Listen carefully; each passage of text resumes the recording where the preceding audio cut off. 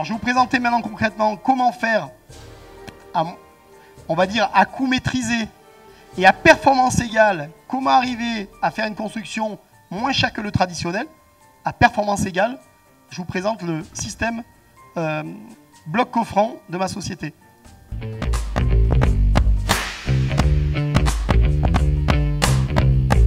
Bonjour, bienvenue dans cette nouvelle vidéo, heureux de vous retrouver. Alors je vais vous présenter aujourd'hui un bloc coffrant. Vous savez qu'on est spécialiste dans les blocs de coffrage en polystyrène dans lesquels on coule du béton pour faire des maisons à très haute performance thermique que l'on peut avoir soit en voile de 16, soit en voile de 20. Avec une isolation intérieure de 6,4 et une isolation extérieure qui va varier de 6,4 jusqu'à 18,4 pour atteindre des R jusqu'à 7,2. Comme on n'a aucune entretoise qui se croise, de haut en bas, on est libre de pouvoir mettre des poteaux. Et d'ailleurs, dans les murs également, lorsqu'on a des raidisseurs, on voit que les entretoises se suivent et on peut mettre des carrés sans avoir une entretoise en quinconce dans le mur. Alors je répète, je rappelle les gros avantages, un des nombreux avantages de ce bloc, c'est d'avoir un bloc d'angle. Et pas seulement un bloc d'angle qui se retourne dans les deux sens, puisqu'on a des faitons d'emboîtement dans les deux sens. On va pouvoir présenter notre bloc, on va s'approcher un peu. Voilà, on va le rentrer dans le rail. Voilà, notre angle est fait. On va continuer nos murs à droite et à gauche des angles avant d'attaquer le deuxième rang. On voit la facilité avec laquelle les choses se posent. Là, je vais pouvoir tracer pour voir où passent les ferrailles. Voilà. On emboîte. Parfait. Et j'attaque tout de suite mon deuxième rang. Et comme on a dit que les blocs se retournaient, on n'a pas besoin d'avoir des angles droits ou angles gauche. En le retournant, on fait le croisement au niveau des angles.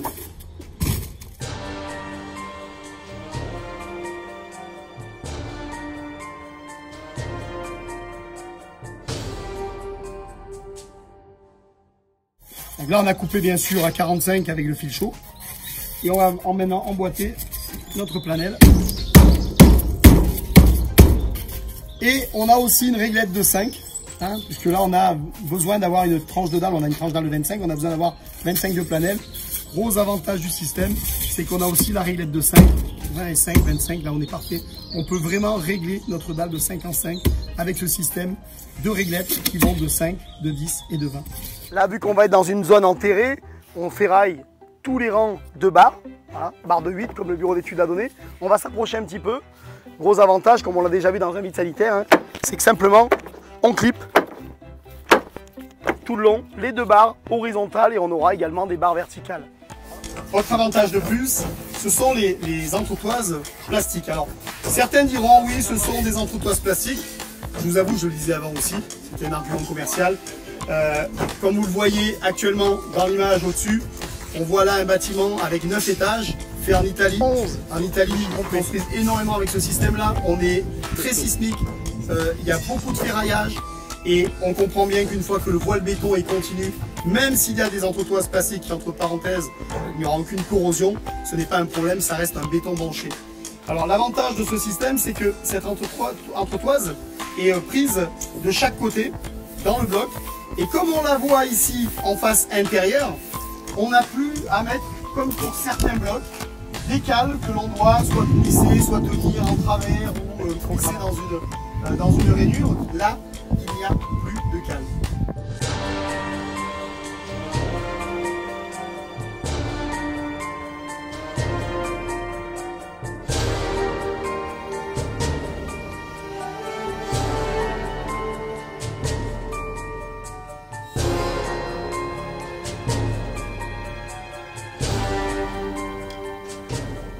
Alors je vais vous présenter le bloc maintenant, physiquement.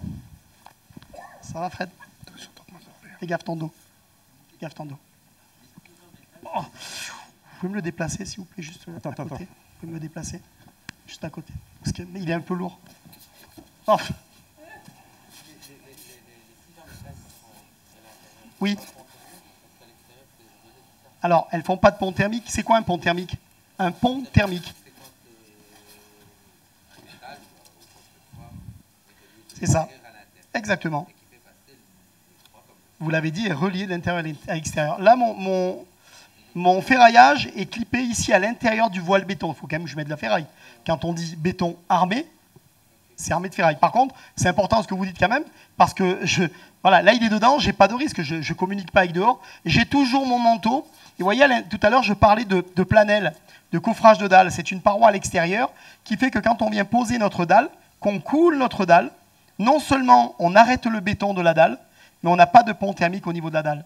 Et c'est pour ça que même si vous aviez un vide sanitaire, là c'est un sous-sol, mais même un vide sanitaire, je travaille de la même manière du pied de fondation. Demain on est à Gouvieux où on attaque une maison, lundi une maison, où même sous le mur du vide sanitaire, là, on met sur le béton une bande de coupure de capillarité, et on est isolé du pied de fondation. Ça veut dire que comme on parle de hors-gel, souvent de 1 mètre, 1 mètre 20, ça dépend les régions, ça dépend la température, mais là mon isolant, il commence du pied de fondation.